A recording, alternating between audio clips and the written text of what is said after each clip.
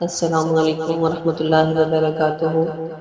الحمدللہ والسلام علی عبادہ الذین اصطفیٰ، اما بعد فاعوذ باللہ من الشیطان الرجیم، بسم اللہ الرحمن الرحیم۔ سنن ابن ماجہ کی حدیث نمبر 133 میں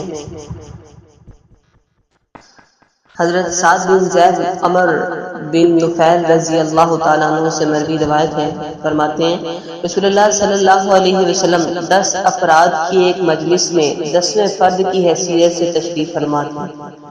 آپ کے صحابی 9 آپ کے ساتھ موجود تھے۔ آپ نے فرمایا ابو بکر جنتی ہے، عمر جنتی ہے، عثمان جنتی ہے، علی جنتی ہے، طلحہ جنتی ہے، زبیر جنتی ہے، سعد جنتی ہے، عبد الرحمن جنتی ہے۔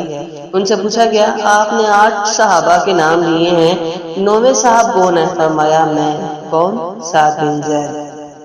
عشرہ مبشرہ صحابہ کہتے کن کو ہیں؟ عشرہ مبشرہ کن کو کہتے ہیں؟ وہ صحابی 10 صحابی جنہیں اللہ کے نبی صلی اللہ علیہ وسلم نے دنیا میں ہی جنت کی خوشخبری دے دی تھی، انہیں عشرہ مبشرہ کہتے ہیں۔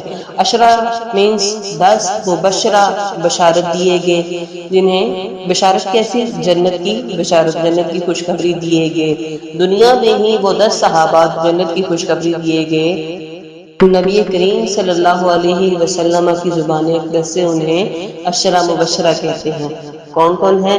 حضرت ابوبکر صدیق رضی اللہ تعالیٰ عنہ، حضرت عمر فاروق رضی اللہ تعالیٰ عنہ، حضرت عثمان غنی رضی اللہ تعالیٰ عنہ، حضرت علی رضی اللہ تعالیٰ عنہ، حضرت طلحہ بن عبید رضی اللہ تعالی عنہ، حضرت زبیر بن عوام رضی اللہ عنہ، حضرت عبد الرحمن بن عوف رضی اللہ تعالی عنہ، حضرت سعد بن ابی وقاص رضی اللہ تعالیٰ عنہ، حضرت سعید بن زید رضی اللہ تعالیٰ عنہ، حضرت ابو عبیدہ رضی اللہ تعالیٰ عنہ۔